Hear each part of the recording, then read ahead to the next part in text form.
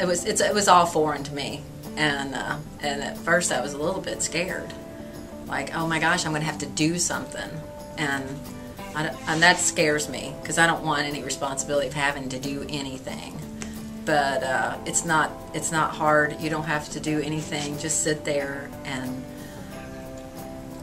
talk if you want to talk. Don't talk if you don't want to talk. I mean, you're really not forced to do anything. You just be yourself and get more and more comfortable because you get to know the people.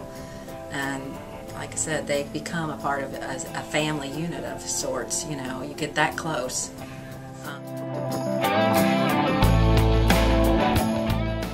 The church had a program at that time where in the pews they had little postcards where you could fill out a postcard and mail it and invite someone to church. And I'm very good friends with the Moffat family, Phil and his wife Christy and their 4 children. And one Sunday, as the story was related to me, their daughter Eliza pulled the postcard out of the back of the pew and turned to her mother and said, "I'm going to invite Mr. J to church." And it was a particularly dark time in my life.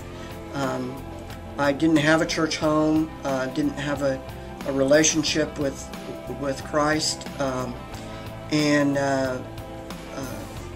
in a couple of weeks there was a knock on my door, and there was Christy and Eliza and her younger brother Nick. And I opened the door and she handed me the postcard and she said, "Mr. J, would you go to church with me on Easter Sunday?" And how can you say no to a 5-year-old girl? So that's how I came to Middletown that very first time, was a 5-year-old girl invited me to church.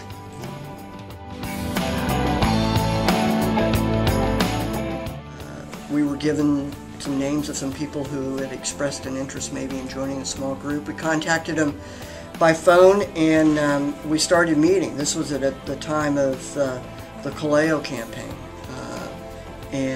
So we started meeting, I guess, in September or October of last year, so we're coming up on our first-year anniversary with our group. We've got 8 regulars, and we've come to be a very close family.